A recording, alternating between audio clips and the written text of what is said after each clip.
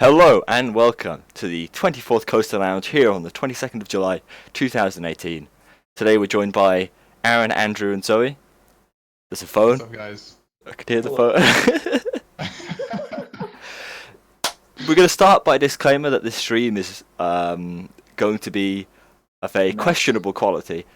We've already had the start go badly with some of the stuff we used to run the webcams. Had to change. So Skype basically just discontinued their old client, which I used for this. So now their new client doesn't work for it, and we're kind of a bit screwed over. So yes, please let us know if the audio is okay. If you guys just want to say something real fast. Hello. Okay, seems alright on my side. Who knows? Anyway, we're here, we're back. At least it hasn't been like 3 months since the last one. It's only been just over a month, and hopefully we can continue these like monthly streams going forwards. But we'll see how it goes. You know, streaming it's not like it used to be, where we used to do it every 2 months. Sad times. Well, it started already. The fun has begun. Is it gonna do the little? Is it gonna do it? Dabbing. There it is. Here's some cheese. Nice. Come to the US and ride some shiz. Thank you, Big Gay. Much appreciated. I know the sign's never. Good on you, Big Gay. Oh, jeez. Oh no. I know. Anyway, we've got some stuff to talk about on today's stream. We've got some channel updates. Fortunately, it is on channel updates, so I didn't even check. So channel updates. If you look in the top right hand corner, we hit 24k. That is pretty goddamn cool because we only hit 23k like last month or so. So it's very cool that we're successively, hitting the milestones of thousands over and over again. I imagine soon we'll be at 30k and maybe even then 50. So thank you very much. Thank you for the continued support. It is much appreciated. And 3 days ago, it was the 3-year anniversary of CoasterBot. So, if you haven't watched the video, we have a competition on right now to win some CoasterBot posters. So you can win your own CoasterBot poster. And all you've got to do is go to comp.coasterbot.com and you'll have the chance to win. So, if you haven't already, please do go to comp.coasterbot.com. Get yourself a poster. There's 3 posters going, for 3 years. So you have quite a decent chance. Andrew's dead. Oh, No problem. Okay. Continuing on. It's back. What happened? Oh no, it's not. It just lagged out. Jesus. We are professional here at CoasterBot. Not in the live sense though. Anything live is very unprofessional. Anyway. So yeah, grab yourself a CoasterBot poster, comp.coasterbot.com. Also, Zoe, I'm going to let you lead this bit. We started a podcast. Talk about it while I post on social media. Talk about it.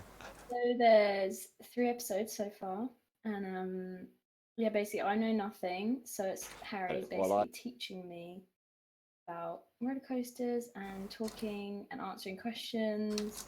So if you follow us on Twitter, which the information is like everywhere at the minute, but it's CoasterBot Rambles, so just find it. And you can like ask questions, and we do a poll every episode, so you can get involved. But there'll be more soon. That's new. Oh, I'm not done yet. Okay, so while he's doing that, everybody go follow. Yeah, no, so how long are they? Roughly? Oh, they're about an hour.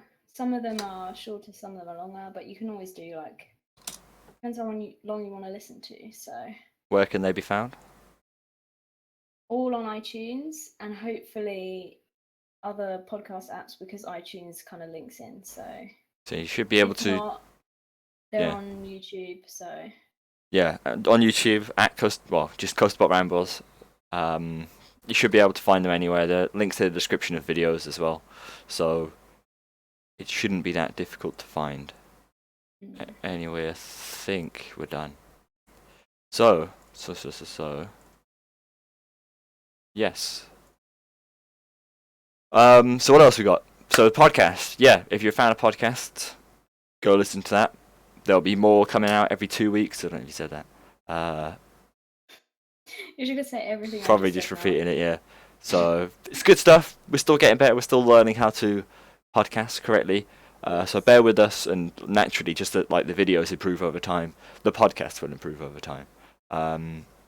So yeah, I think. Oh, okay. Finally, we put out a vlog today. I don't know how many of you have seen the new vlog, the vlog from Wallaby Holland. But if you have, I'd love to hear your thoughts about it right now. If you just quickly write your thoughts in chat, I'd love to know what you thought. Whether you'd want to see more vlogs like that, whether you like the style, all of this kind of what is it? Just saying whether you like it or not, much appreciated. So yeah, if you haven't seen the vlog, make sure you go and have a look at the vlog. I've been told it's pretty good, but I'll let you decide whether that's true or not. Your vlog was amazing. Sylv can steal my pizza. That vlog was awesome. Great vlog. More would be great. Like the vlogs. Vlogs great. Style great. Make more. Alright, it's good. That is good that you like it, because there are more coming. So more Wicohan vlogs, please. Nice. Nice vlog, but if you did a vlog in the Efteling, it would be better. One day, boys. Don't worry about it. We'll get there. Eggs. Thank you for that one, Brick Tycoon.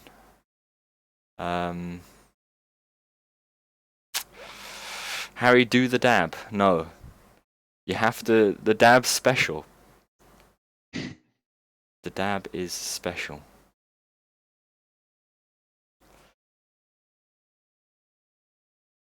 So you want to do the Patreon shoutouts? Yes, sorry, I just read a comment. I imagine Taylor's vlog of Thorpe Park just went up. Oh, did it? Really? I imagine so, because someone just referenced it. But yes, naturally we've got some shout-outs to patrons for being cool peoples on the internet. And those cool peoples are Amber Wright, Matt Mullet, Kyle E, Kumai, or Kumi, that sounds so wrong, Inverted Studios, Eva Andrews, Daniel Potter, and Harrison Abrahams, aka Jay. So thank you to all those people. Much appreciated. You know, you're supporting the channel going forwards. The quality of the channel is always improving, and it's thanks to those guys that it's improving at a faster rate than normal. But yeah, that's it for the channel updates. Let's go into theme park news. And Garrett says, I ship Aron and Ari. Thank you.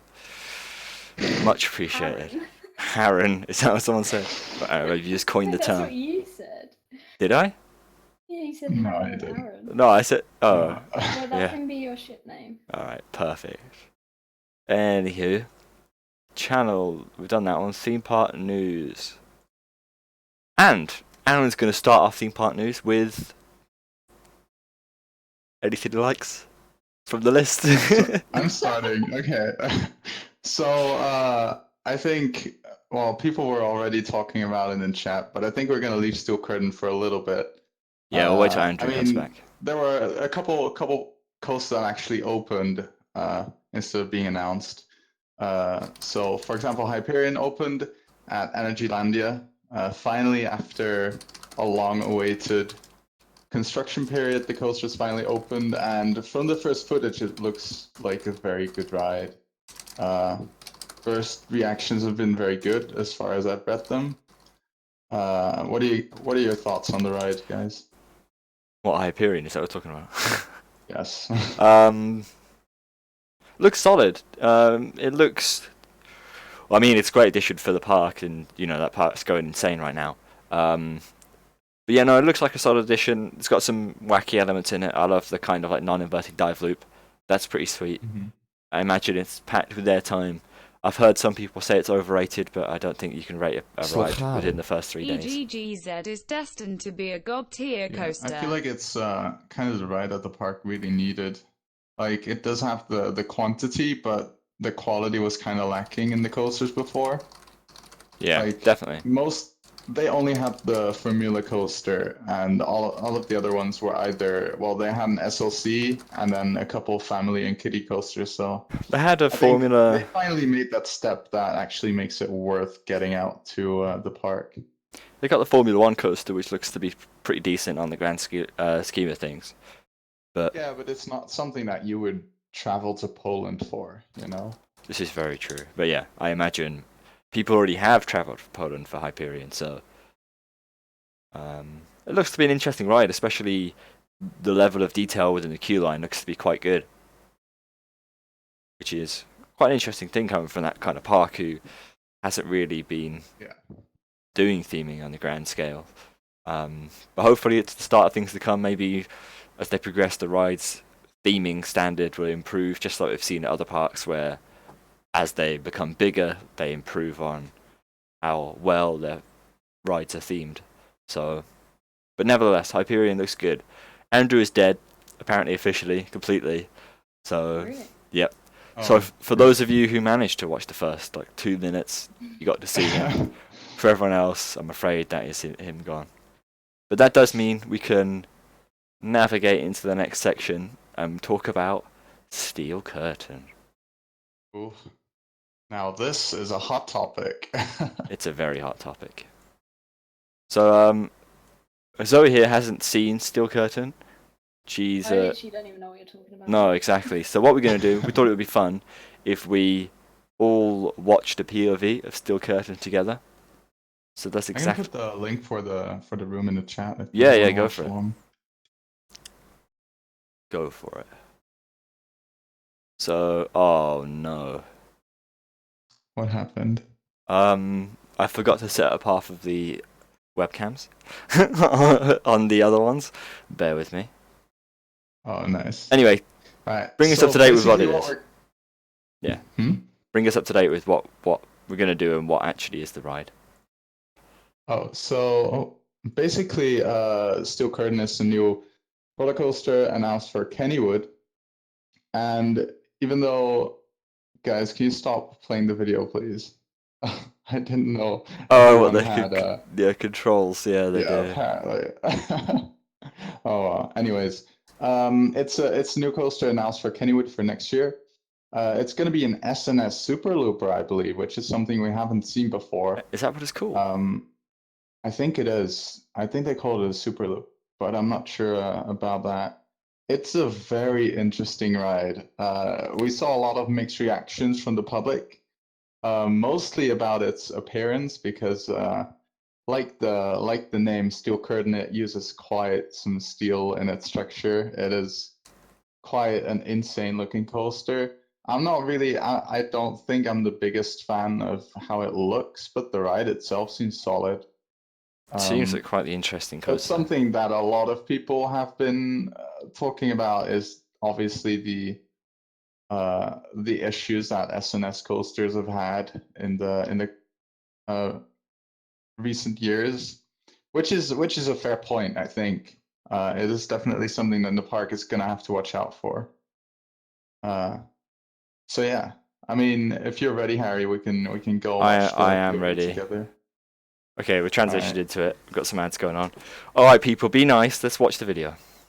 Click go. We can't click go. Go. There we go. So we stopped it. Are we? All right, let's go. We're watching. Don't stop. Oh my my god. This is a mistake. All right, I can make a new room if you want. Well, we'll see. We'll see if people are kind. People aren't kind. New room, please. Spoilers much? I know. Yeah. Terrible. Come on, guys. Why you got to ruin the fun for? Yeah. So you can't have nice things, and it's true. Well, Big Gay's back with another donation. Wow. Oh, now he's officially gone. He says, "Oh, and he's officially gone, and that's just screwed things up, hasn't it?"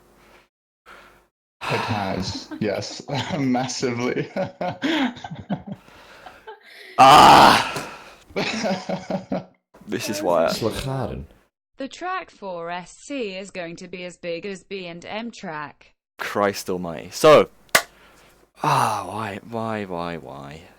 This is the quality everyone subscribed for. It is, Yeah. it is. Anyway, yeah, Steel Curtain. I don't know if you were watching the announcement for when, yeah, you know, the live stream that they did for it. But as soon as they said SNS, people were very kind of like, oh, this isn't going to be good.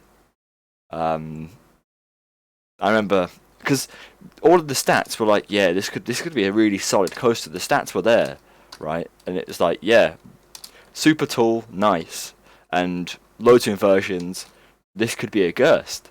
And then and then they said it was SNS, and everyone was like, oh. Yeah. So. I mean, I do think if they can pull it off, it would be quite a big milestone for SNS.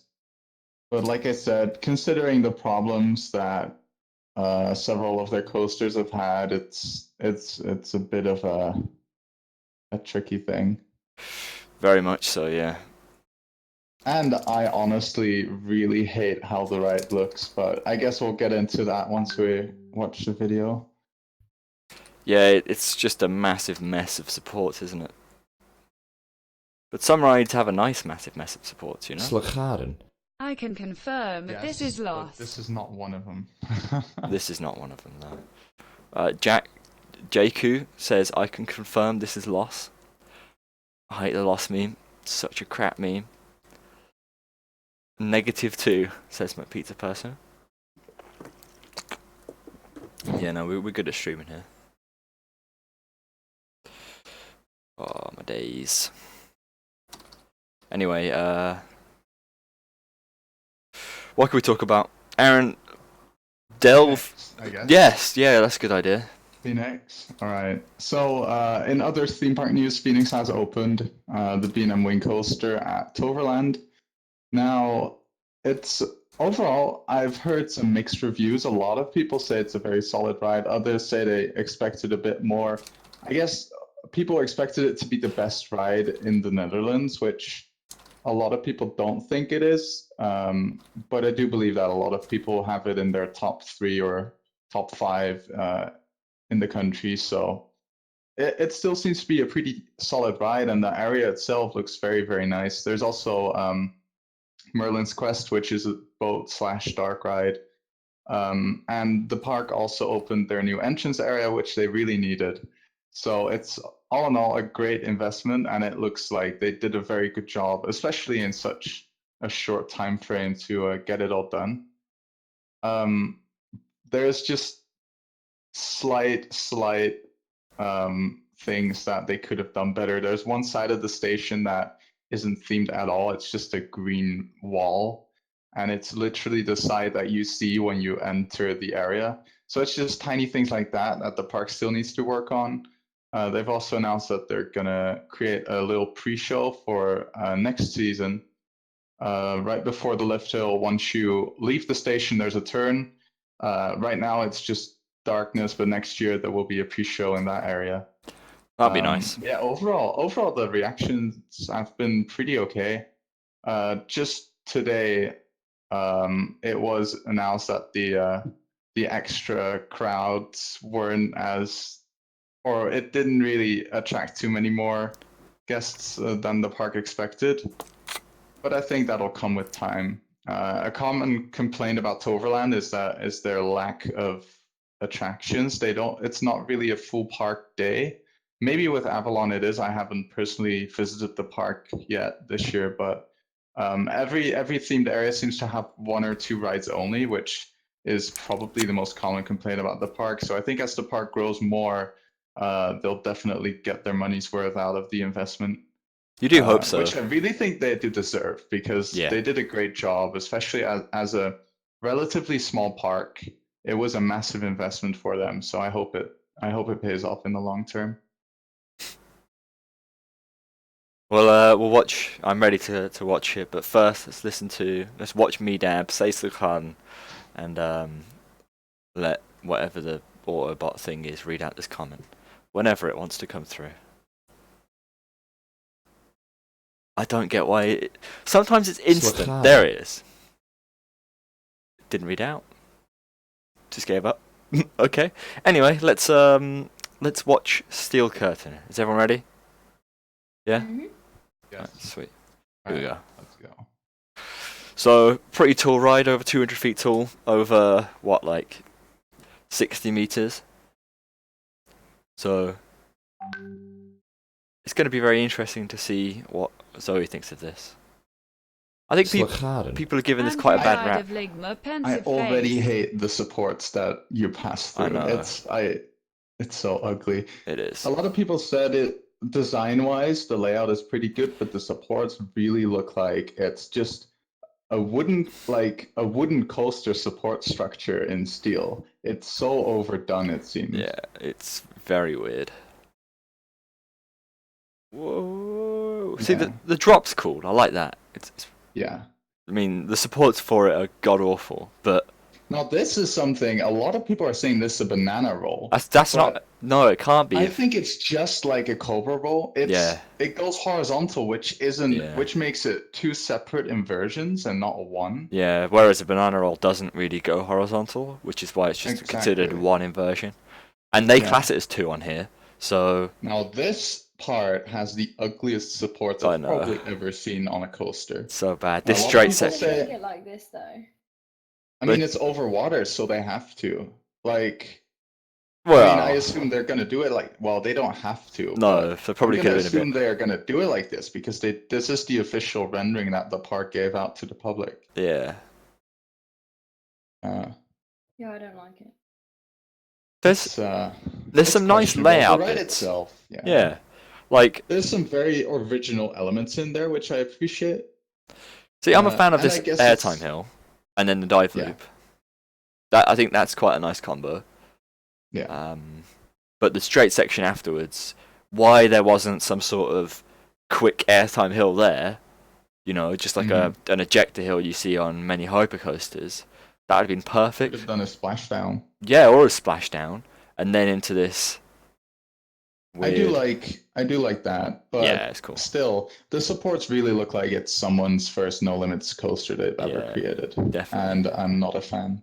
I mean, you just look at that. The whole area is a bit dodgy, though. Theming it after I think it's a football team. It's just a Yes. bit. Yeah. Well, Aron's died. You'd hope that the kind of the locals to the park would appreciate the football team. I know that many of us won't appreciate the Listening. football team. There he is. I do think that with an investment like this, the park instantly isn't just trying to appeal to the local public, though. True. This is very true. They're trying to draw crowds. Because this is finally a coaster that's broken the inversion record in the US, I believe. Yeah.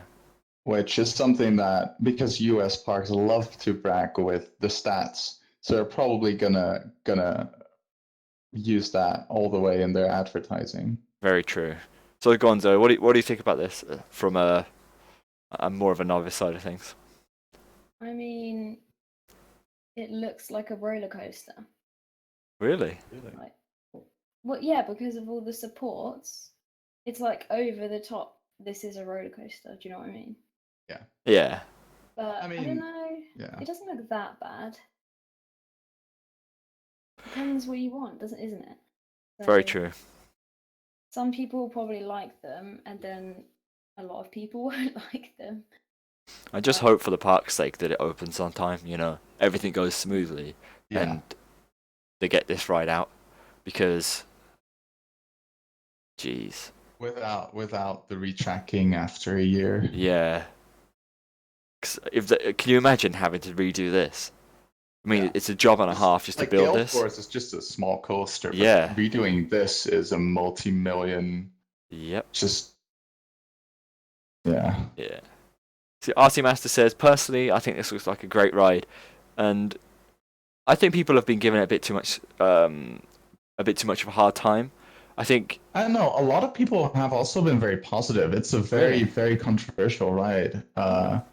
If you checked on Reddit, most complaints are actually about the name, which I can kind of see. Yeah, the name is. I don't hot think garbage. the name isn't even the worst, but I don't know. A lot of people. I think if you can look through the support structure, it's a pretty decent ride overall. Yeah. I think it looks very different from different angles. Some angles it looks okay, others it's absolutely disgusting. But yeah, It is a unique I guess ride. it's good. Yeah, I guess it's good that SNS is trying out some new stuff.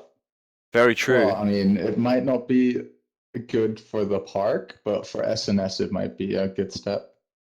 It does seem like layout-wise, SNS have taken a few hints out of RMC's book of the zero, the cutback, and then like the zero G stall turn or the zero G stall.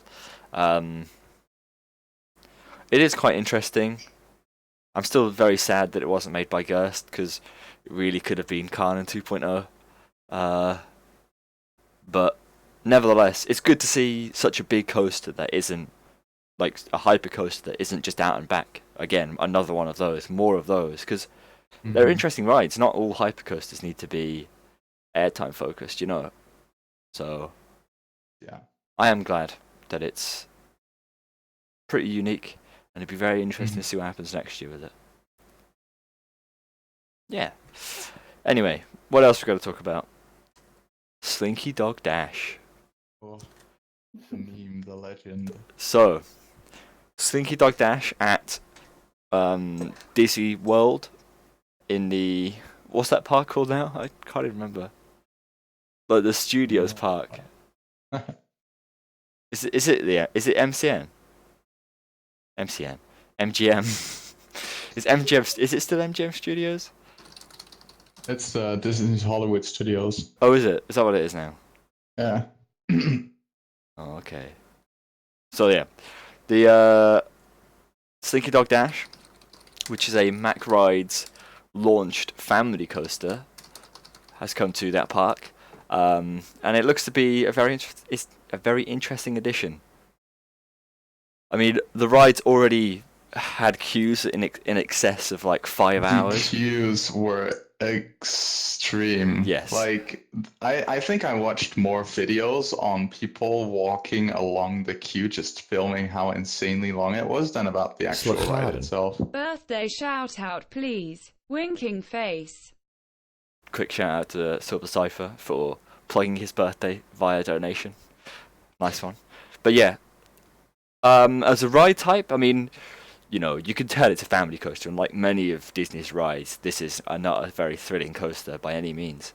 But it does look quite fun. It looks to be a fun ride. It looks to have a few interesting elements. It's got some airtime hills whacked in there. Not sure if they even give airtime, but nevertheless, if they even give some sort of tiny bit of floater, that'd be pretty good. The launches aren't very strong as far as launches go. Mack Rides launches aren't, but I was going to say, but Disney wouldn't want them, but then Disney have got Rock and Roller Coaster, which actually has decent launches. So, but yeah, it seems to be more on the lower family side, not kind of the upper limit of family, more on the lower limit. Yeah. More to appeal to younger audiences than older audiences. And it's in the Toy Story section of the park. You know, it's Slinky Dog. The general aesthetic, I like it. It's it makes you feel tiny in an oversized world of toys. So it does look to be an interesting ride. Yeah, I don't know. As far as Disney go, I feel like it's a bit lackluster. The theming, kind of within the ride itself, doesn't seem to be. There doesn't seem to be too much going on. Which, you know. They can't do that every time, can they? No, obviously not. But still, I don't know what they do, like, to try and improve or try and have a lot of theming going on. I really don't know. And what they've got is still pretty good. They've got like a little launch gate section, and they've got the toy blocks going around one of the helixes. You know, they've got some characters going on. So it does seem to be quite a nice put together ride. But yeah, I feel like could have been something a bit more. I think Zach said that the queues have died down since then. They're not 5 hours anymore. Yeah, I mean, that's understandable. Yeah, definitely. Well, you'd hope so, at least. Come on. Yeah. Unless you want another Avatar land thing going on. Where the queues are consistently high. But yeah, no. It's a good thing that that park is getting a bit bigger and actually has some more rides to it. You know, some of the Disney parks are now known for having hardly anything in. So it is good to see the investment there. Mm-hmm. Yeah, and just to see some more Mac in the US mainly, I think. Very true. Yeah, it is. It is good to see, and hopefully we do continue to see more Mac coasters in the US because they make some good rides. They make some fantastic rides. So Some great launches as well. all right, get out. We're done. We're done.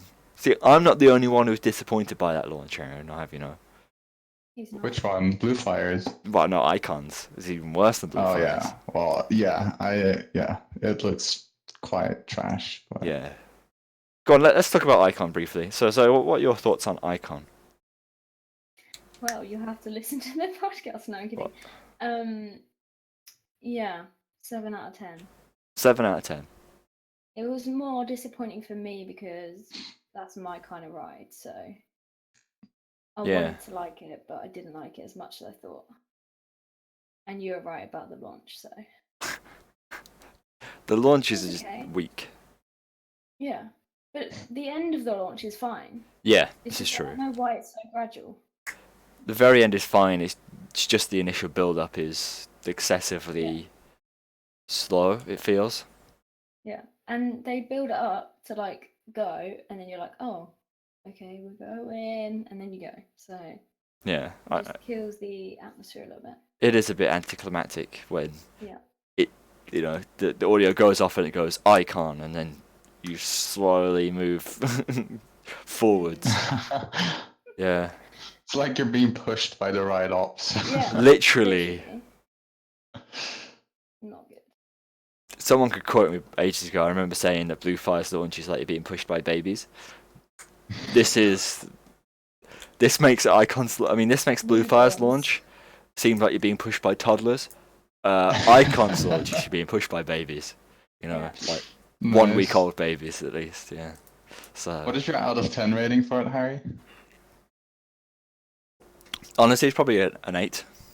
It's a really good ride. Are you serious? Yeah, no, I like it. I can get behind it because it's a well put together ride. It's got a bit of everything. So it's just not for me. It's not.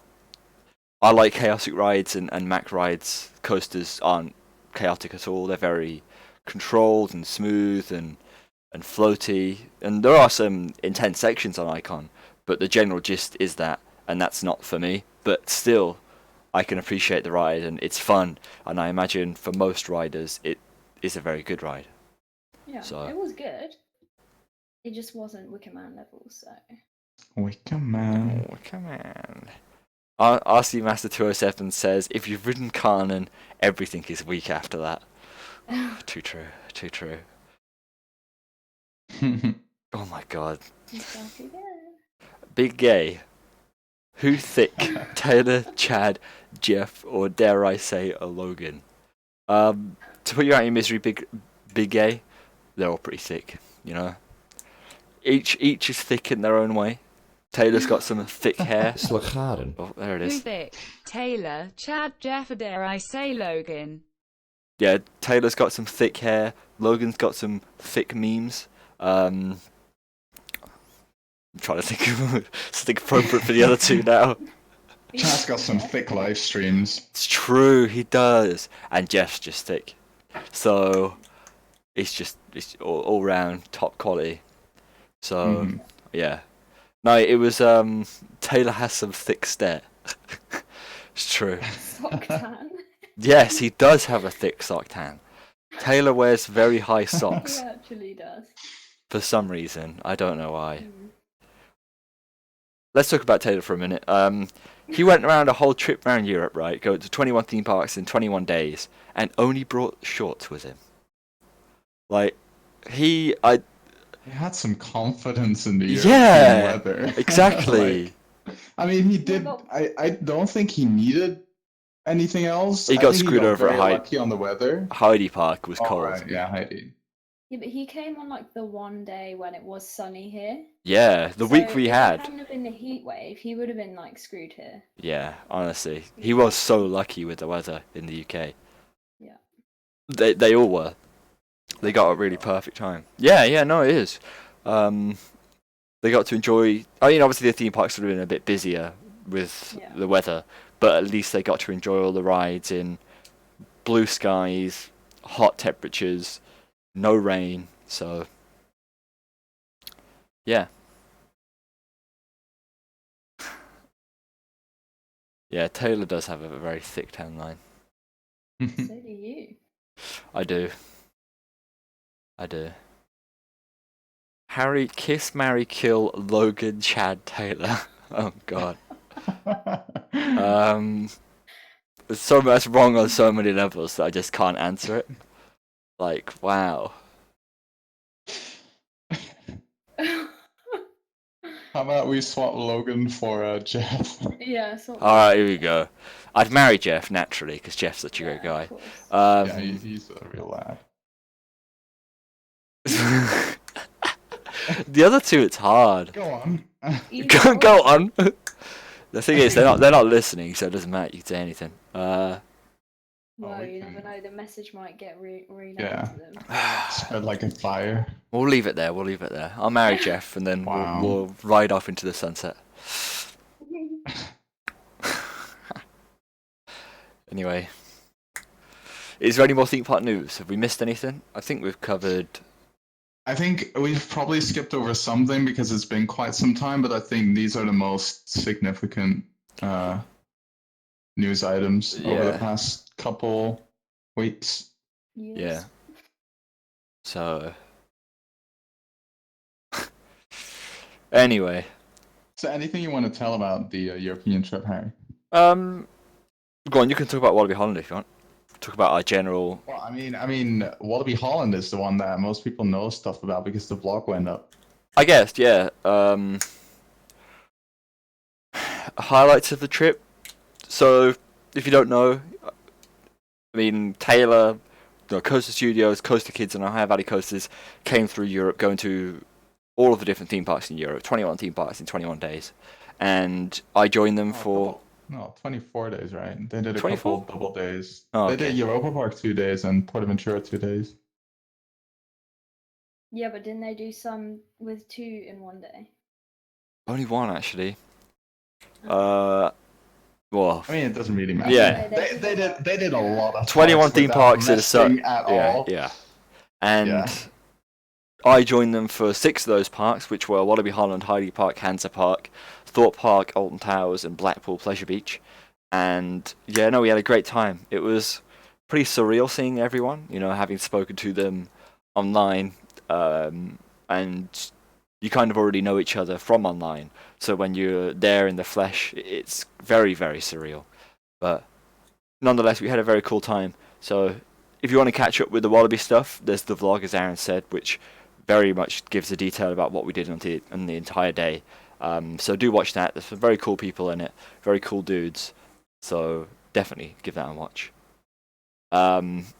Then it was Haile Park, and Haile Park obviously is the one with Colossus, which is closed right now, which is a real shame to see. I mean, that wooden coaster looks insane. But people said the Haile Park isn't a very nice park, and I think it is. I like it. It's got like a lake in the center of it, and at certain areas around the lake, if you're opposite, because all the coasters are kind of like all the main coasters are kind of like on one side of the lake. So if you're standing on the other side of the lake, you can see all of these coasters just operating at the same time, and they're all like blended together. It's very cool to watch. Unfortunately, across the lake is a slide, like a climbing frame with slides on.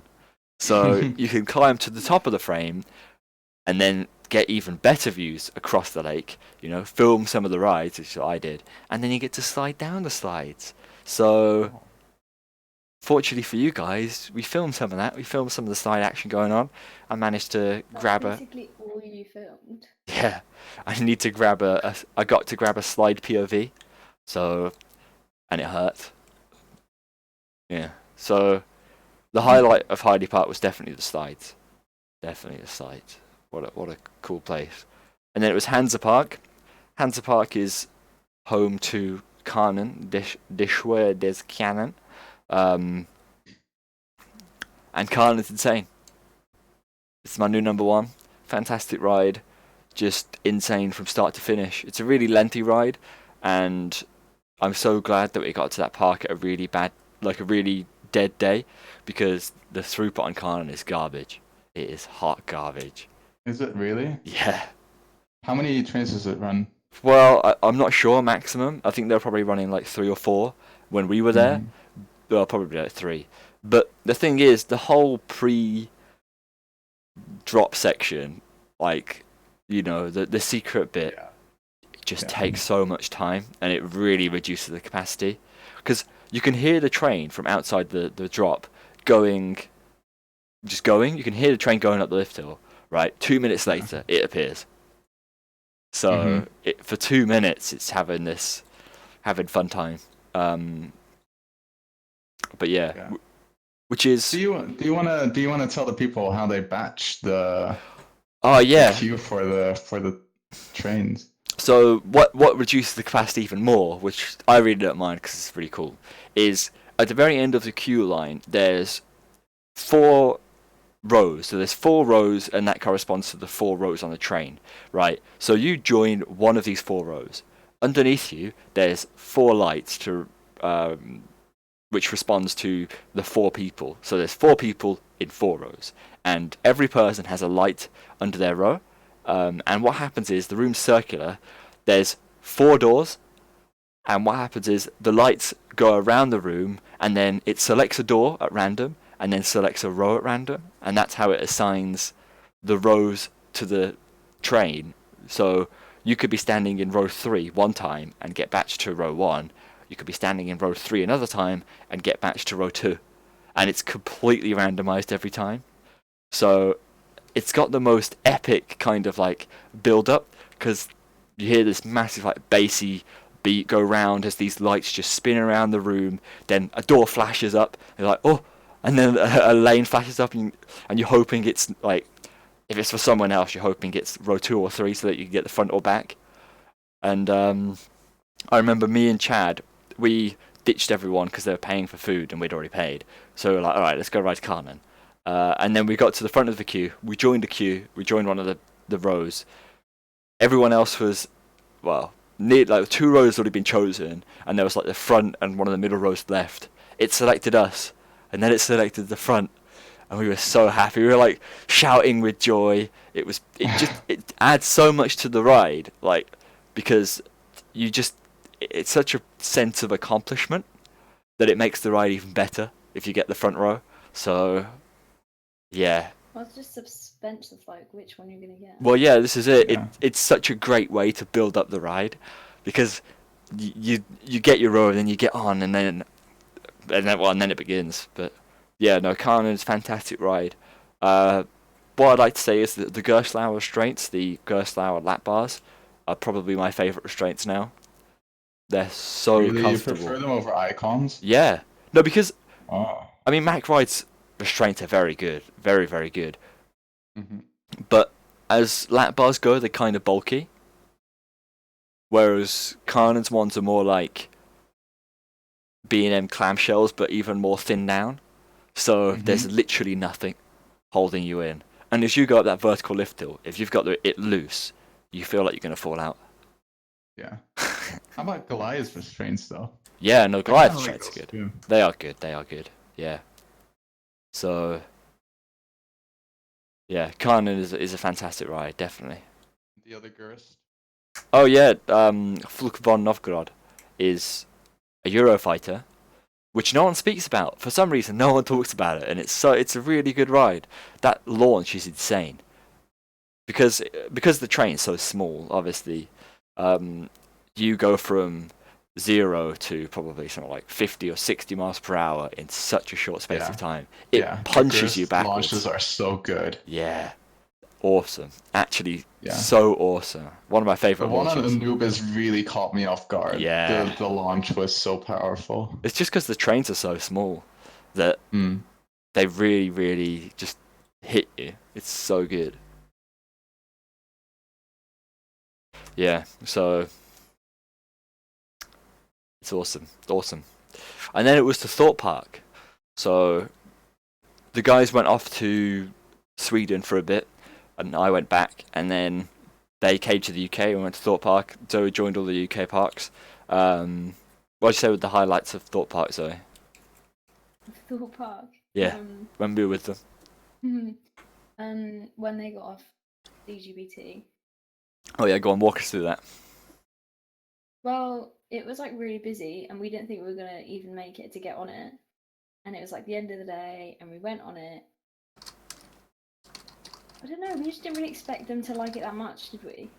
No. They literally like freaked out at the ride, and like, because there's different sections. Every time we moved to a different section, Taylor was like looking. I was like, "What's going on?" Like, oh my god! So it was really good. It was. Their reactions after they got off was insane, and I imagine in Taylor's vlog that he just put up. Yeah, that would be him like screaming about it. Yeah. I just saw someone theme park critics say DGBT is fine at best. No, DGBT is fantastic at best. We had such a good ride on it though, didn't we? We did. Everything worked. Yeah. It was just so smooth. Andrew's alive again. No.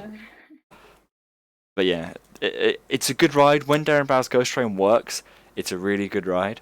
So yeah. The thing is, it doesn't always work smoothly, and that's it's messed up again.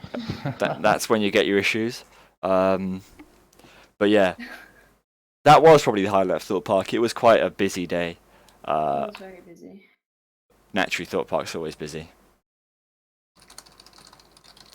But I think we managed to get all the credits. On The Walking Dead. Well, for The Walking Dead, we were actually shortcut through the queue. Hi, Andrew. We were actually shortcut through the queue by Jordan Middleton, who works at the park and who had a hand in creating the ride. Mm-hmm. So she was kind of talking to us about it, and they got the same experience. Go on, Zoe. It was bigging it up to us. Yeah. And no, it was okay.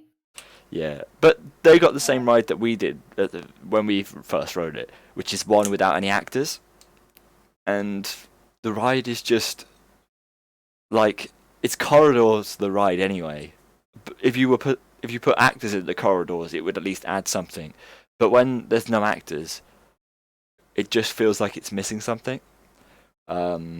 And I think they shared the same thing. They said that it would be very good to have actors in there, and it would much improve it. I think they liked it a little bit more than us, though. Yeah, I think they did. The funny moment on that was these girls behind us were screaming all the way down the corridor, and then there's a little bit. Yeah, there's a little bit where you turn right or left. Logan hid behind one of the turns. And then he just jump scared them as soon as they came around, and these girls hit the roof screaming. It is so funny. Yeah, Logan is a little memer. He's great. He's great. And then it was Salton Towers, and that was pretty cool. So Zoe, tell us about, while I fix the webcams, tell us about their first ride on Wicohan. Wicohan. Oh. So we went there straight away, and wait, this is the time when we went on it so many times. This is the one where it like broke down, right? Yeah. So it broke down. Well, we were on the train behind them, and we broke down just before the like tunnel at the end. So we're in the tunnel just before the fire shooty things. Fire shooty things. I don't know what they're called. They were stuck like just before they could get off. So we'd done the ride, luckily. But then we had to wait like 10 minutes for them to like, because it was really hot. So we didn't even know if we were going to get on it like that many times. But obviously the heat killed it. Yeah, because at least we rode it properly. A few days before it had been closed like consistently all day due to heat. So that's why we went there first. Yeah, went there first, tried to get on it. It broke down on their first ever ride, which was pretty funny. But no, we enjoyed it. I was quite sad that we didn't get evac, because yeah, I know. I've never been evac from a ride before. So fun. So I really wanted the evac cred, but alas, my time for an evac wasn't there. It wouldn't have been that exciting though because No, you just we were walk in a around the jungle, station. So You literally just walk up a few stairs, walk to the station, and then you're done. So no, it wouldn't have been funny at all. It just would have been we like, had all an right. evac where we're like on the top of something. I think Valhalla's notorious for evacs. So when we get you on Valhalla. Yeah. What else happened at Towers then? So we had 2 days, so we did quite a lot of stuff. Mhm. Who I did don't we know meet? how many times we did Wicohan. We had first day we met Dean. Evening Dean. We've had him on the streams before. And the second day we had Yeah. Sean. And some other guys with Sean, so that was good. Alex Crump. Yeah. That was cool that they got to meet some other guys as well. But yeah, we did Wicker Man a lot because they liked that. Good ride. We did everything, even Octonauts. Yeah, well, you had to get the creds. Yeah. And Battle Galleons. Oh yeah, go on, run us through that. Well, there's going to be a lot of vlogs about it, but basically we had a boat for England and a boat for, well, the UK and a boat for America, and we were just battling it out. Everybody just got soaked, so yeah, it was good. What did I think of the Smiler? I think I Taylor liked it. the most, didn't he? Yeah. I think Taylor really liked it. He got off, and we got front row, didn't we? Yeah. Yeah. And he wanted to go on it again, so he did with someone. Yeah. And I think he got front row again, didn't he? I think so. Or second row, anyway. But he liked it. Yeah, he liked the Smiler. I think he said that Nemesis was a bit overrated. But I don't think he liked it as much as people have said he would. I think he said Wicker Man was, well, pretty well themed and kind of like a better version of the one at Busch Gardens, Williamsburg, Invader. Yeah. I do feel like the whole trip did enlighten them about theming. They seemed so just excited about the fact that every park has theming to some degree. Yeah. Definitely. No, I think just like it doesn't stop. Like every park puts so much money and effort into the theming. Yeah. And I think in their eyes, it kind of made up for the fact that the rides maybe aren't as amazing as in the US. Well, I think people often say that, like, what annoys me is where people say, oh yeah, the rides are well themed, but they aren't big. And they make it like the rides just aren't big because they're not big. Whereas the rides aren't big because half of the budget goes into theming. And it's very unfair to compare something like Fury 325 and then something like Taron, like where a large portion of Taron's budget was spent on the theming and not the ride, whereas like 99% of Fury's budget was spent on the actual coaster and not the surroundings. So then it's very unfair to compare the two. You can't compare the two coasters when half of Taron's budget isn't the coaster, you know. And that's what annoys me when people just go, "Oh yeah, but let's look at the actual coaster." You go, "No, you can't do that. This was built to be like that. It wasn't built as a coaster and then after they went, oh, let's put some rocks around it." Yeah, exactly. So. But like when somebody said about how much the rocks cost for like Wicker Man. Yeah, Sean. How much was that? Sean said that the rock work done by Universal Rocks on Wicker Man, which isn't a lot, it's a decent amount, but not a lot. Like the queue line. Yeah, it was £1 million for a wall and some walls in the queue. Just imagine the cost for Klugheim's rock work. It would have been absolutely insane. So probably got a 2-for-1 deal. 2 rocks for the price of 1. Yeah. Yeah. Well, anyway, Andrew's back and we can see him. So, Andrew, how's it going? Better now. Yeah. Sorry about that earlier. It's alright. You missed. No one caught what happened, so. It's okay. You missed our discussion on Steel Curtain, so let's just quickly roll time back and what's your opinion on Steel Curtain? Looks fun. Don't really care about the theme. Kennywood need another big steel coaster, I guess. I mean, the only one open was Phantom for me. Skyrocket killed itself, I guess. Mhm. I don't know what happened to it. But I think it looks good. I mean, the SNS aspect is kind of interesting, to say the least. Yeah. But we'll see how it goes. I think it'll do fine, but Yeah, I I do know hope people so. are saying it's terrible. They hate it. Yeah. I don't mind the name. I get that it's a whole local reference, so Mhm. oh well. Yeah, it does look like it could be a good ride if everything goes smoothly. I really reckon it could. Just it just all depends on whether it goes smoothly. Yep. There's so many Ligma jokes that I don't get. I don't get it either. Does anyone It get had what it turned is? into server. I don't get it either. Like, is it? Wasted on us. Yeah, I have no clue. They're persistent though. it's true. They We're are getting too consistent. old to keep up with the memes. We are getting too old. Somebody else doesn't know what it is. Yeah. Yeah, SNS bought Wicohan, but what often happens with company buyouts like that is they just don't touch the companies. The companies don't integrate. Yeah. So All they really do is allow it to spread to a wider market. yeah. That's- So That was the point of the buyout.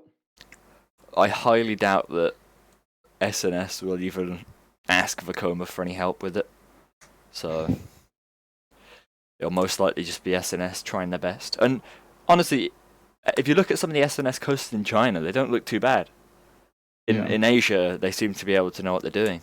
So Well, apparently they have downtime issues, but Yeah, that's well- what they're using launch system as kind of it's true. intense for its own right. You know, at least they actually get the coasters going first time Yeah. without having to retrack them. Yeah. Downtime issues isn't just exclusive to SNS. Intamin No. struggles a lot with it with any launch coaster, really. Yes, very true. We've seen, recently we've seen some more pictures of the new area coming to Phantasialand. Rookburg. Is that how you say it? Rookburg. Yeah, there you go. Yeah. And that ride, well, we've seen one of the entrances to the ride area has been opened and it's there to view. And it looks to be a promising start. I mean, the area is still very, very much under construction, and so is the ride. You know, not a lot of the track has gone up yet. But from what we've seen, the layout looks to be quite compact for a flying coaster. It interacts with a lot of buildings. The plot of land is quite big, and Yeah. there seems to be a lot to look forward to. With Basically in true Phantasialand fashion. yes. I do like how Phantasialand always take their time with the rides. It's their, I think, third project in a row that has taken longer than a year, which is something that you don't really see that often in No. in theme park investments. No. But yeah, they open up the Main Street area, so it's looking promising. I just still hate the PR that Phantasialand has with anyone who posts pictures of Yeah. it. They're a very secretive park. But I think secretism in the roller coaster industry is a good thing because people then speculate. Yeah, secretism is a good thing, but the fact that the park literally sues any website that uploads a picture which is taken from public road is quite Yeah, quite sketchy. just you shouldn't do that. No. They just have to take their loss in that case. I feel. Yeah, But you know, it's gonna be a good ride. Well, at least we think it is. I'm sure it is. I was talking to some people yesterday, and we were talking about how the likelihood of this ride having downtime. What do you guys think? I don't know. Why? Facomas in general are quite reliable, I'd say. But the fact that it's launched is gonna probably mess it up quite badly. Well, the fact that it's launched and a flying And coaster, flying, yeah. and a new gen flying coaster for Vekoma. You know, it's not the old Stingray. This is a new new trains. Yeah, I'm sure they're taking some old stuff from the Stingrays and apply it in this. But yeah, it's gonna. Yeah. I expect it to be atrocious at the start, but people should expect that. But I do feel that the park, because they take so much time preparing the ride, once the track's actually finished, they will have extensive time to test the ride and learn the ways apply any changes. Because they will be able to test the ride before they finish all the theming, and they will most likely finish the track sometime before they finish the rest. So if they take their time, they can minimize the issues, but yeah, it's going to be interesting to see how it goes down. Very much so. I'm very looking forward to seeing, POVs of it. It's going to be a very exciting time next year. Yeah. Hopefully next year. I'm very curious how they're going to announce it, if they're even going to announce it. Whether it's just going to be leaks or if the park is actually going to put out an official POV rendering of some sort. Well, they did with Taron, didn't they? I'm not sure if they did a POV, like a proper POV. But I'm not sure if they released it before everything was known about the ride already. Probably not. I think they did a big. I don't think they did that. I think they did a big thing. Obviously, Toby made the No Limits 2 remake, which I'm pretty sure was out before the official POV. Yeah. Or at least like the rough layout video. Yeah. But yeah, we'll see.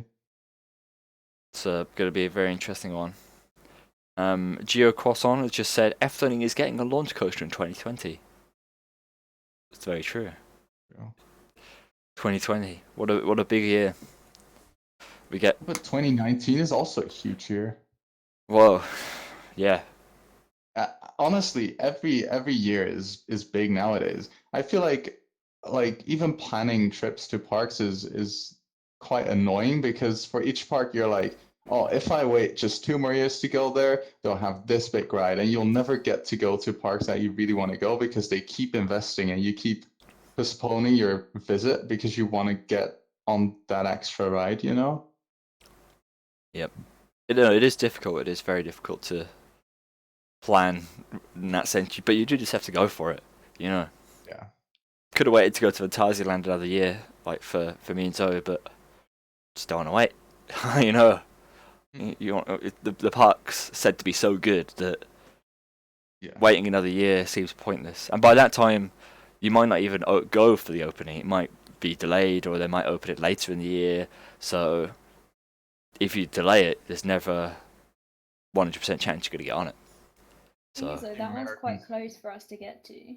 Yeah. If it was like an American one, then it'd be a bigger decision. Yeah. Yes, definitely. Yeah. So. But yeah, 2020, Thorpe's new mini dive coaster. That's going to be great, that is, isn't it?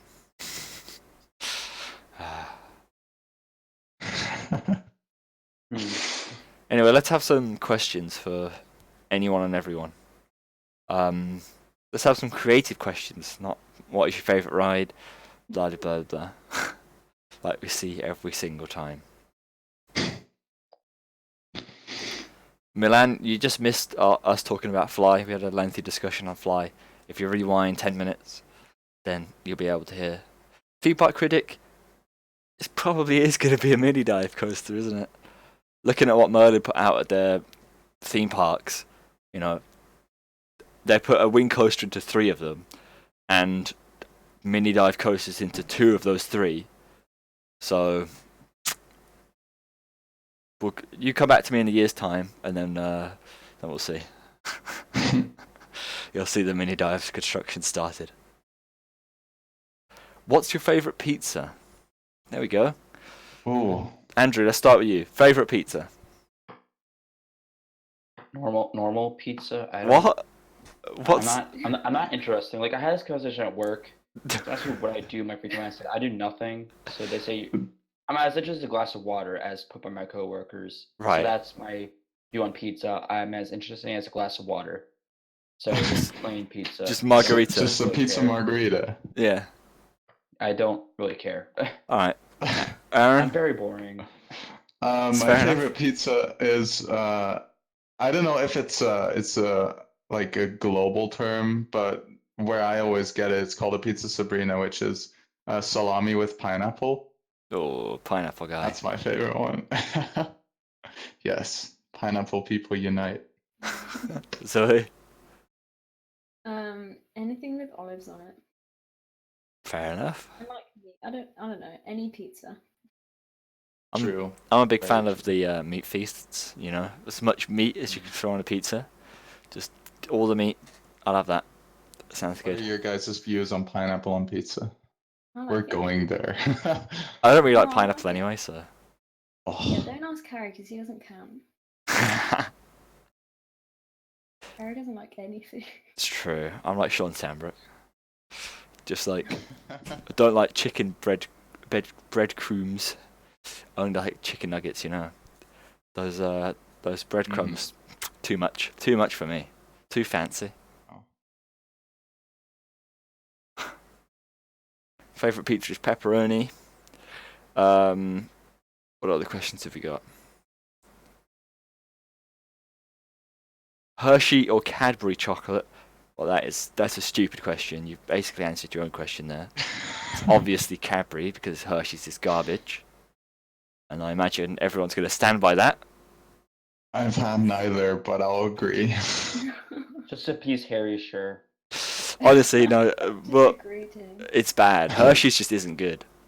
Like the plain block of Hershey's chocolate compared to the plain block of Cadbury's, it's like, Hershey's is fine, but when you compare it to Cadbury's, well, yeah, it's it. When you compare it to Cadbury's better. actual good chocolate, when you buy a bar of chocolate from Tesco that costs 40p, right? It's better than Hershey's, and that's sad. That's a sad world. Glenn has a serious question apparently, which is, what do you think Overland are going to add next? They had Port Lagoon and Avalon were phase 5, and apparently they're working up to phase 8. So that's a good question. What kind of rides do we reckon that park needs? So what they got? I think Go on. they just need a good themed area with just a focus on flat rides, basically. I feel like they have the coasters down for now. They have Troy, Phoenix, and Dwervelwind as like their main 3 rides, which I think is a pretty decent lineup, especially for a park of the size of Toverland. But like I said before, it's just not really quite a full day park yet, even though the ride or the big 3 would suggest otherwise. So I feel like a section with some good flat rides, maybe another dark ride too, would really add to the park so much. Because Merlin's Quest, it has a dark ride section. It's basically a boat ride, and it goes into the cave underneath, or around Phoenix's station, which is a dark ride section, but it's only about a minute and a half, 2 minutes long. So I think a very good dark ride would really suit the park, especially given their focus on theming. I think they'd be able to pull it off too. So yeah. Well, how about you guys? Yeah. I have no idea. Neither do Nah, it's just I'm a not good. educated enough. It's a good I'm an suggestion. American. I don't really follow Overland. I agree. A huge scale dark ride would suit that park well. Not only They would just it, need to get their ride count up, basically. Not coaster count, just their ride count. well, parks shouldn't always be only coasters. Just, I mean, I was going to say, look at your park, but that park is full of coasters, but not many of them are quite big. Yeah. So you don't need so many big coasters. You just need a park that has a range of rides. Talking to you, half of the American parks. But yeah, moving forwards, if Toverland want to be like the big boys, they've got to have a focus on family and focus on rides that are for everyone, not just thrill seekers. So, Amusement Ride says Efteling and Toverland need a drop tower. I don't think a drop tower really suit the Efteling. I don't think the Efteling is allowed a drop tower because of the tree line. Yeah. But yeah. I mean, drop towers are fun. I think Toverland could pull it off, maybe. But yeah, Efteling, they were actually going to get or they were planning on getting the little family drop towers Oh yeah. in the park, but that didn't, or that plan got cancelled right before it was actually put in place. They might fall back on that later, but yeah, a big scale tower isn't going to work for Efteling just No. because of the legal restrictions. Let's talk about drop towers. What's your favourite drop tower? Like, I'm not a huge. Well, I say I'm not a huge fan. I like drop towers, but they really scare me. And well, they do. They're the only like theme park ride that actually scares me. So, and going to Drayton Manor recently, they have a drop tower called Apocalypse, and Apocalypse has three different kind Seating of arrangements? yes. So there's sit down, there's stand up, and then there's stand up flawless. I'd done the first two previously, but I went recently, and this is like a 60 or like 65-meter tall, probably just over 200 feet tall drop tower. Recently did stand up flawless, and on the stand up it tilts you 15 degrees forwards. Right, it is terrifying. My God, I felt like I was gonna die. Honestly, I don't feel like I'm gonna die often, but that was it. Going up that, going, I get why that gets you. I don't know. It's horrible. I hated every moment of it until it dropped. I hated it. It was awful. I'd do it again, but yeah, man, I'm just not a fan. But Apocalypse Stand Up Flawless is probably my favorite drop tower. What about you guys? Uh, I I'd don't say even for have the one. like intense drop wise, probably Demon Drop at Dorney. I know that's like a really awkward one to say, but the drop on Yeah, we've written the drop on that was like very intense for whatever reason, and I like the aspect how it's pretty much like a coaster in itself, where you kind of follow your back at the end of it. Mhm. But if that doesn't count as a coaster for whatever reason, or people just hate Dorney because I know that's cool to hate on. Zumanjaro is probably up there at Six Flags Great Adventure, just because of how Tall. massive it is. I'd be terrified. I'd die. Yeah, but that one's very good. I mean, it's not intense, kind of floaty, but the views you get up there are fantastic. So, say for intensity, Demon Drop; for experience, Zumanjaro.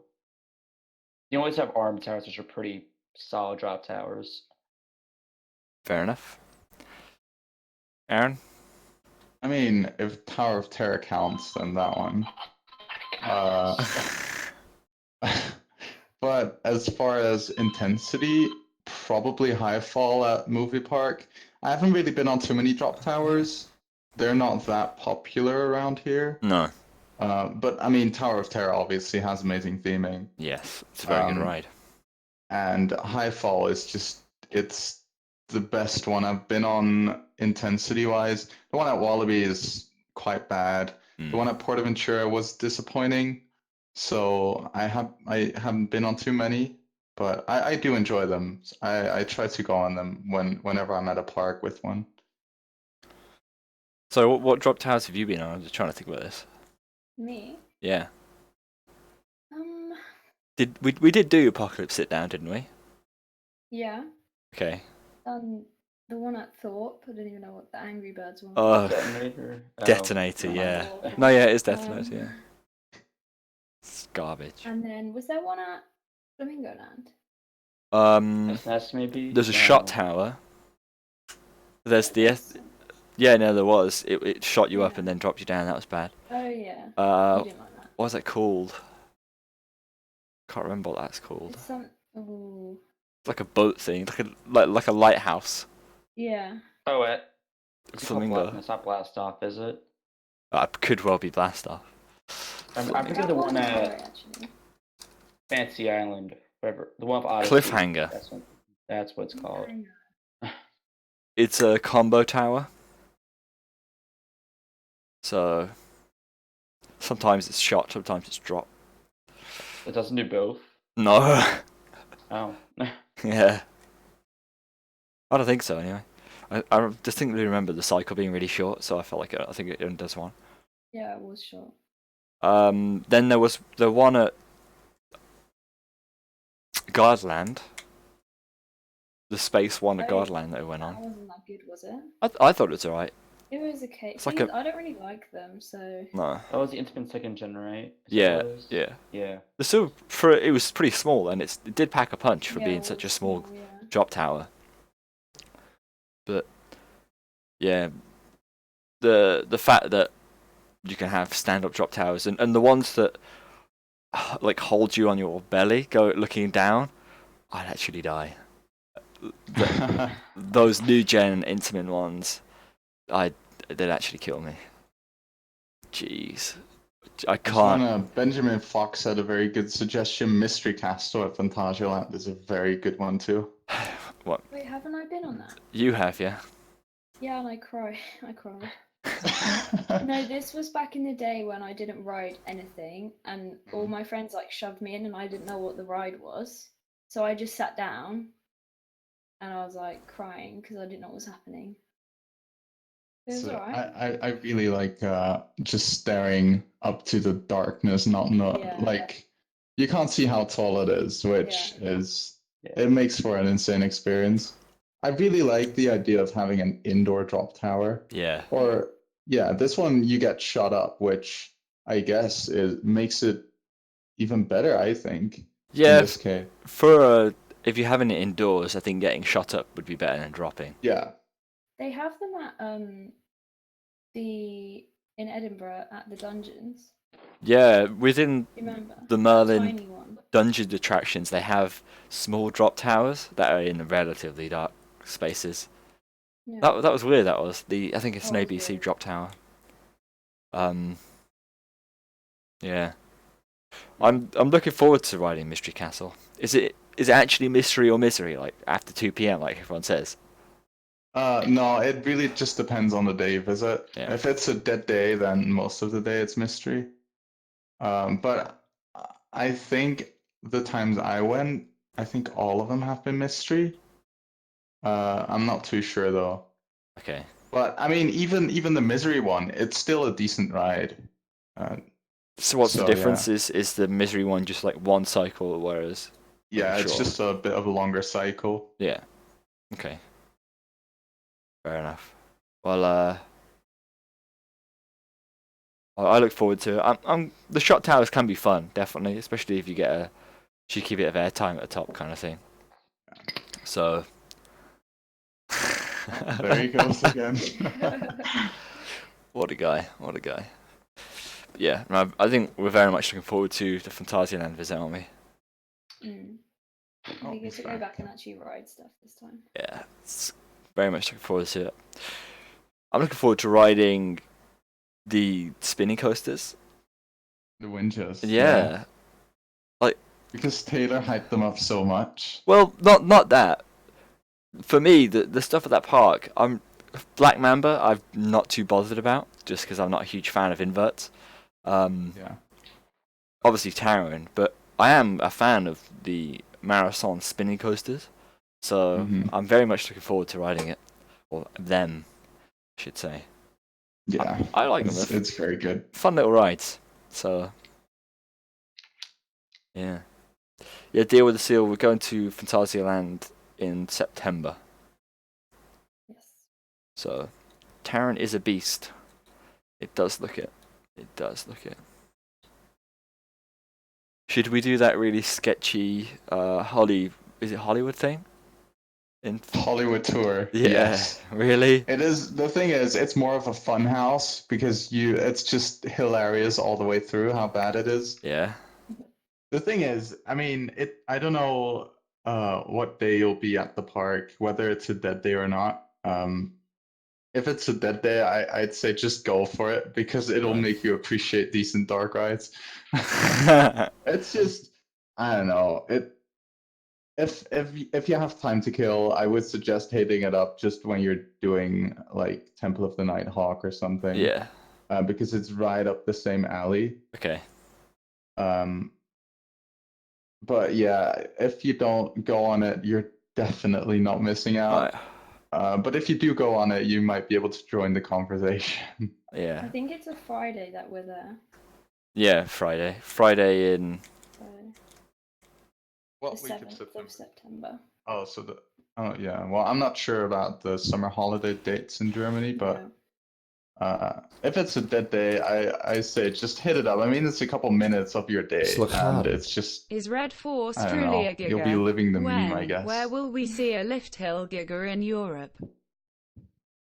Yeah, Yeah, it's actual trash. if we Same do, with the Geister rickshaw ride, it's had better times, definitely.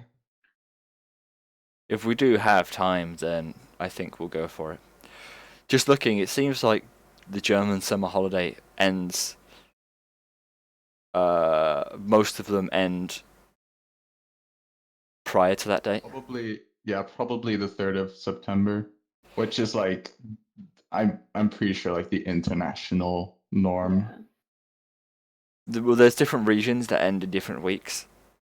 Yeah, makes sense. So there's only 2 regions that are stood out by then, which I don't know where they actually are located. Which two? I don't want to pronounce these because I just butcher them. I'll look it up for you. Yeah, Don't worry. So Apex Extinction with too many X's says, "Is Red Force truly a giga? When/where will we see a lift hill giga in Europe?" Well, yeah, it's a giga because giga coasters are classed as over 300 feet high, and Red Force is. If you're talking about the giga model, if you're talking about the giga model, then that means you're not including both Leviathan and Fury 325. So, sucks to suck.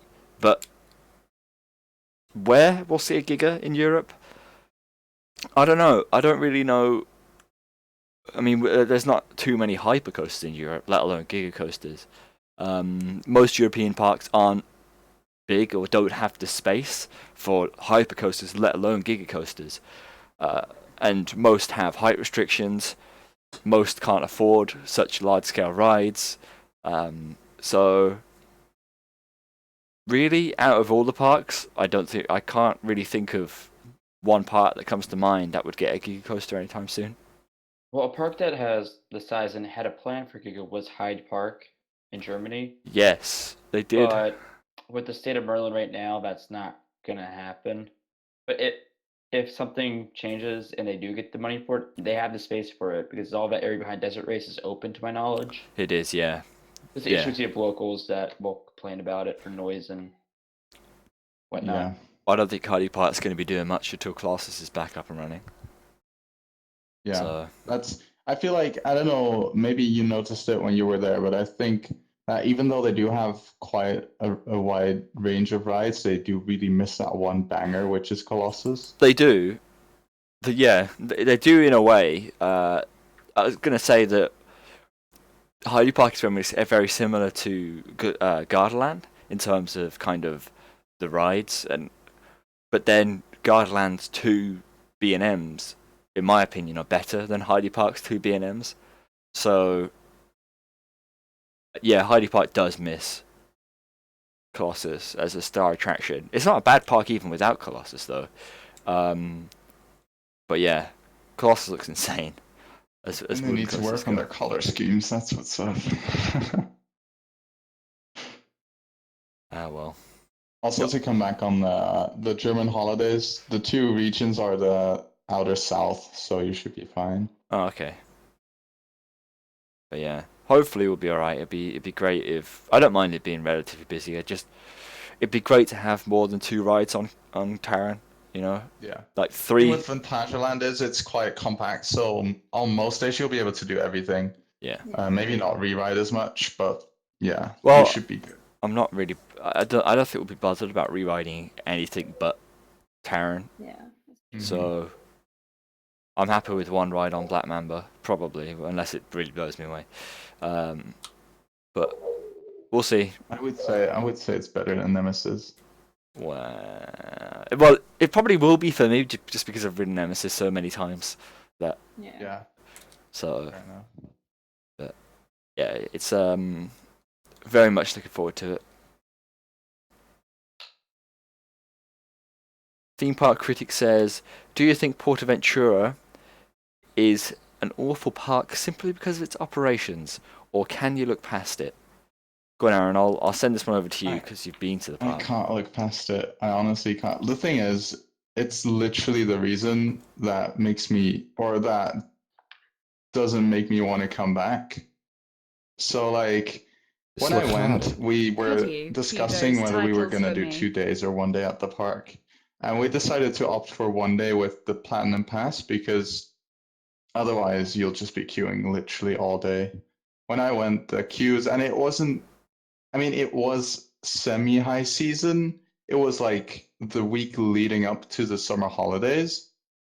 And the queues were literally just over 2.5 hours for the major rides. Furious Backhoe was like 3, Shambhala was 2.5, Dragon Con was 2.5, and we had the pass, and we literally had to wait an hour to get it when the park opened. It's like when you visit the park, if you don't have Fast Pass, you're just gonna have a terrible day. If you get there on a busy day, that is. And I think it's difficult to look past it if it is a factor that literally makes or breaks your day at a park. Because if you didn't have passes, you were just not able to do all the rides. Period. Like, there's no way of doing it. Operations are such a so- core part of the park experience as well. Yes. So, At that point, I think it's just too much of an issue. And I think they've gone past the point at which the reliance on FastPass is now a crucial aspect of the park. It's not something they can just remove or fix because it's such, yeah, I don't know. Even like the FastPass system, there were so many people getting a FastPass that for Dragon Con, we were in the FastPass queue and we waited 45 minutes for it still.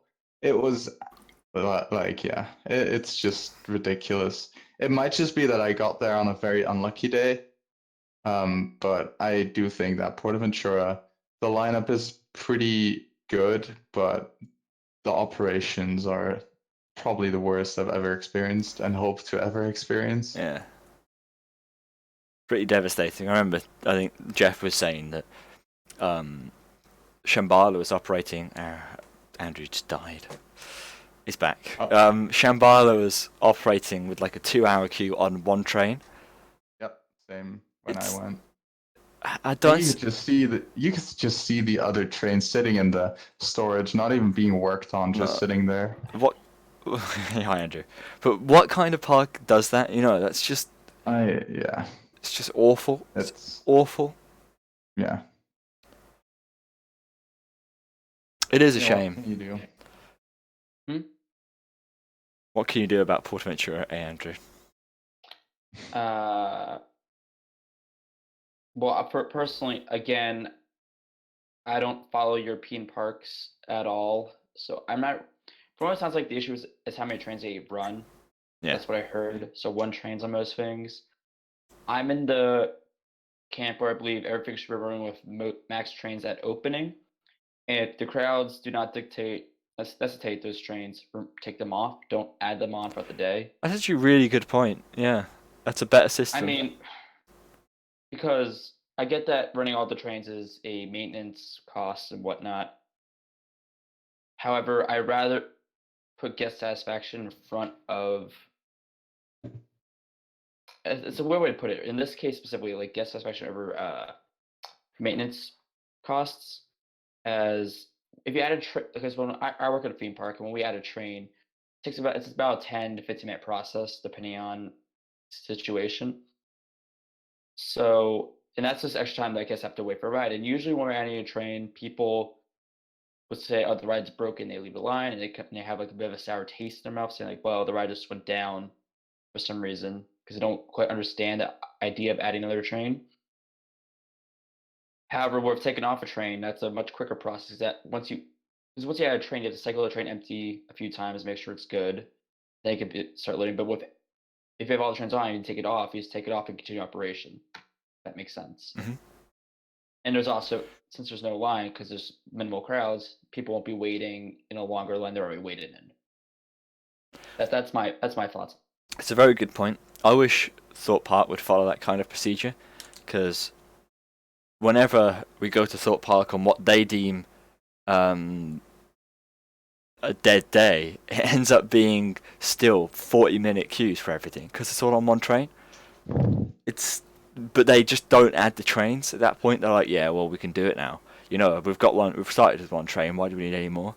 And it's so frustrating.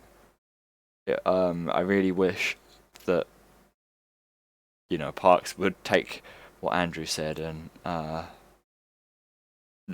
you know, add all the trains at the start and then remove. Just quickly, JQ, who keeps donating, wants me to say, cue those titles. There you go, have that one. I did it with all the finger pointing as well. Slagaren. What do you make of the new Cedar Fair phone ban? So another question from No, Jaco said something else. He said, "What do you make of the new Cedar Fair phone ban?"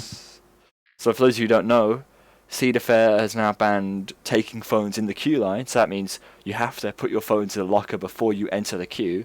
A paid locker. A paid locker, that is, on a select amount of rides, including the likes of like Steel Vengeance and The Timbers. Twisted Tims, yeah.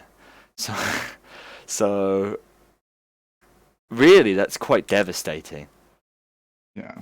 Not only, I don't mind it personally. well, but I think it's pretty bad to take away people's phones when they're waiting 2-3 hours for a ride. In the case of Steel Vengeance, I see the issue. Yeah, but all rides though.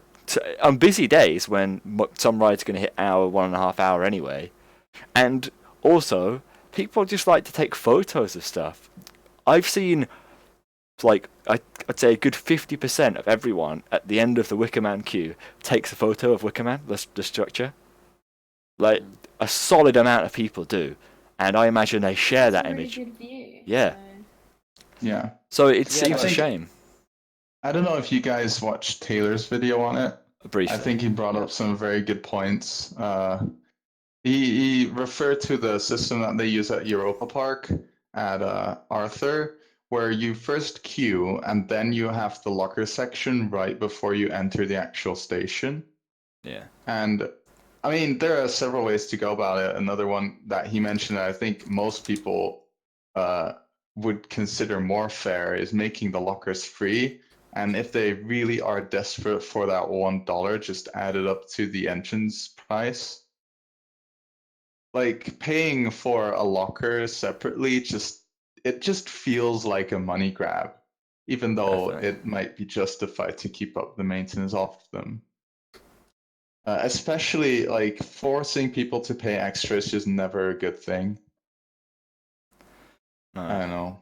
It's I'm just happy that we have our system in Europe, I guess. Yeah, we're not Which getting seems to screwed be over. working fine. Yeah. He also referred to the system at Baron or the Smiler, where you just drop off your bag and you get like a wristband or something with a number on it, and you can retrieve your bag after the ride ends. Yeah. There's just so many ways to go at it, and I think having lockers itself isn't necessarily bad. Having to pay for it is a bad thing, and Yeah. having it before the queue, especially like you guys mentioned, with queues that are like 2-3 hours, it's just not a great solution at all. No. I think it's gonna cause just more issues of people not listening to it. Well, yeah, this is it. If it was free, I imagine more people would actually be okay Yeah. with doing it. But the fact that it costs is going to make people want to avoid the system. Mm-hmm. So, yeah, it is a real shame. Oh my goodness. Andrew keeps dying. This cord is just breaking on me every 2 minutes. Ah, well, What did I miss? not much really. Just talk about Cedar Fair and their policy. Yeah. I saw in Taylor's video, he mentioned just have bins on the platform. And like from my experience with the bins is that they help with, yes, they slow down capacity. I understand that it's a very convenient way of storing loose articles. It's just that people don't necessarily want to use them. So it just seems like, and I understand from safety perspective that you don't want to have AV on the ride, and I'm the same way. I don't want AV on my rides when I'm working. So the bins, while it's a good idea on paper, I don't think it's practical because people will decide not to use it and they'll have their phone out regardless on a ride or on their person. Yeah. So that's just my little thing on the bins. I mean, when the bins work, they work. They work very well, but people get a little worried about stuff being stolen or Well, yeah, of course. whatever. I've heard some Yeah, but fun still, stories. still there are better solutions to it. Mhm. Like an extension to Taylor's video, he also like if the park really wants to enforce the rule, just like Universal does with like the metal detectors, they can just put the locker area in the middle of the queue or right before the station and put the metal detectors there, and that should fix most of the problems they have with it. Just yeah, Just I the don't issue know. is this rerouting all those queues is like pretty impractical. Well, for the most now, part. yeah. Yeah, no, of course, but that's something they should have thought of earlier. Five-Man Movie Makers made a good point. Enclose the Steel Vengeance cars in a plastic bubble. There we Yes. go. Then if anything falls out, it's just caught. Perfect. They Mhm. hit themselves instead. Yeah, exactly. They just get their own pain. Where did I see it? Amusement rides and also JQ. Well, amusement rides says do it like on Lost Gravity, and then JQ says look at Icon's bins. They are great. Both of those utilize the Mac ride system of doing things, which is there's like cutouts with flaps, and the flaps move depending on the train that you are. So one train, one box will be open, then the next train, the flap will move down, and a different flap will open, and everyone puts their stuff in there, and it's all synced to what train's what. So when the train comes back into the So station, it's all automatic. all automatic. Yeah. Oh. Yeah. I feel like that's something that a lot of European parks already do, whether it's manual or automatic. Yeah. A lot of parks seem to have the different bins per train system, Yeah. which I think works very well. Definitely. It's a very good system. And it works even better when there's like an offload and load and offload station, because then you just have a flap round the back, and it just makes the whole system so much cooler. You see it on Blue Fire, Lost Gravity, Yeah. Terran has it. It's a great system. Carnan's got one as well, yeah. The funny thing, Carnan's baggage drop-off point is made into a pre-show. Like, there's a whole show about it. They're like, oh yeah, we've discovered this room with plans, and then there's this bookcase, and if you move this book, this flap opens, and you got to put all your loose articles inside of it. Like, honestly, that's how they do it. It's such a weird way, and then they shout at you because on Carnan they really secure about it. No glasses, no phones, no loose articles of anything. The guy just repeats the same thing over and over again until he deems everyone to be okay. So yeah, but no, good systems. The ones for flaps, definitely good systems. Yeah. So yeah, I love how people ask us to talk about things just as we finish talking about them. I know. It's so great. Anyway, hello Silverette and Feed the Bear. Feed the Bear, not Feed the Bear. I can't speak. What have we got? Gold Rush is those Mac things. Oh, really? I guess maybe it's just a park thing that now the parks have decided to do it, or at least the manufacturers have started to catch on and be like, that's a really good system, let's make the same thing. Yeah, I don't think manufacturers really bother too much with the bin systems. I think it's the parks that You reckon? decide on them. Yeah. That's interesting to know. Anyway, I think we'll call it a day here.